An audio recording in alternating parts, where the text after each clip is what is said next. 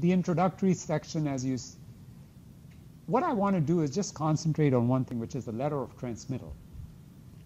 The letter of transmittal is not normally audited by the independent audit folks. You can't, of course, say things which are wrong, but it doesn't go through the same scrutiny, for instance, as the rest of the financial report goes. Okay, and so some entities use the letter of transmittal as their PR. And for those of you who've read this, you probably noticed that. Say good things about, oh, this is great, and then you go to the report and it looks awful.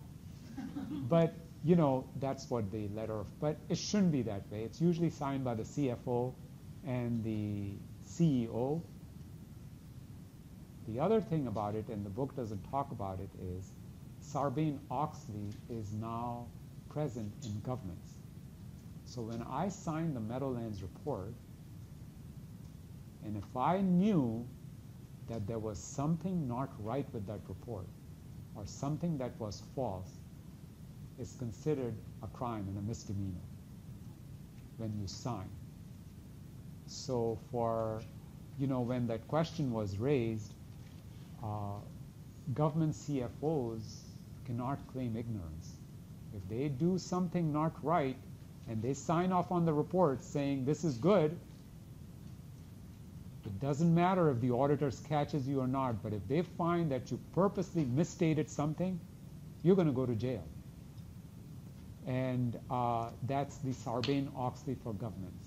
And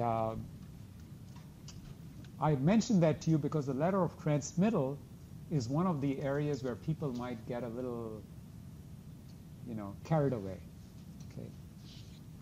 There's also, you notice the GFOA letter, Government Finance Officers Association letter. It's called the GFOA Award of Excellence in Financial Reporting. It's given to those entities which do their financial reports really well.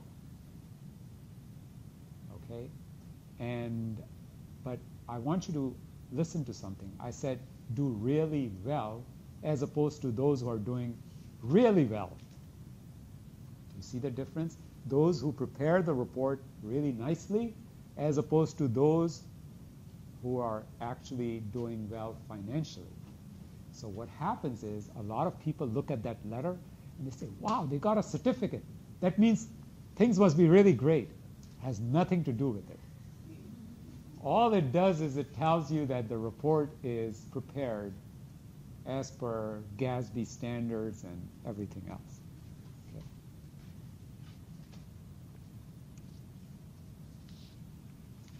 Now the auditor's report and the MBA, now we come to the really heart of the, and we'll talk about the auditor's report in the next class when we take a look at chapter 11. What you'll notice is some of you noticed that the report was issued by the state auditor, which is a legislatively appointed auditor such as New Jersey, or by an independent auditing firm such as KPMG or some other firm who have Deloitte, who have major government practices. And it's interesting. I just said Deloitte, and I thought of, I was at a meeting of the National State Association of Controllers. While I was there, the partner for Deloitte in the Midwest area came up and said, we're trying to find some people in government, accounting, we can't find any.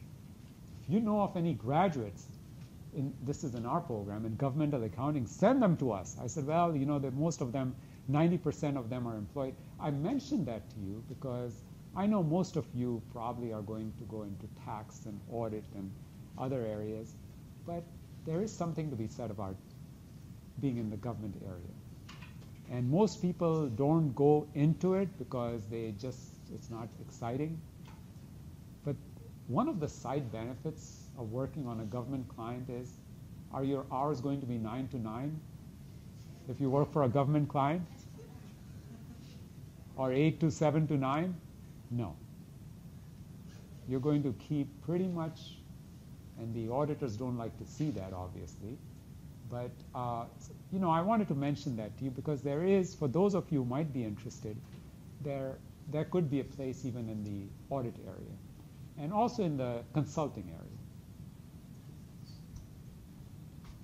Now the MD&A, which is Management Discussion and Analysis, is really the area that most people turn to. They turn to that because it describes in layman terms what? Very quickly, it describes to you the government's financial position.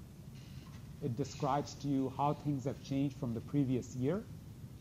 It describes to you factors that have occurred or things that might have led to changes in operation. And it presents that all in summary format. And the MD&A is usually the one most people go to really get the details. It has information on capital assets, on debt. All of that is in the MD&A itself. Basic financial statements. What are the basic financial statements? Your government-wide and your fund financial statements.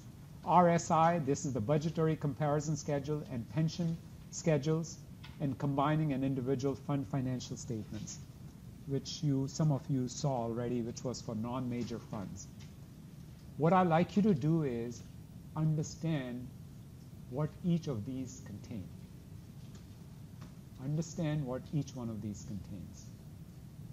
I can talk about it, but it's important that you know what they contain. So for instance, the basic financial statements contain statements on how many different types of funds. Governmental funds, proprietary funds, and fiduciary funds. How many statements altogether? 3. Altogether. I think it's 9. Okay? What are the titles of those statements? You should know those. You see what I mean? You need to be able to understand that. That's the financial section. The statistical section has these 5 separate categories. And actually, this will lead us to our discussion for our next topic, which is analysis of government financial condition. So what's financial trend information, by the way? Things like fund balance, right?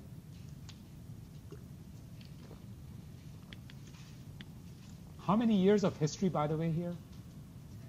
10 years.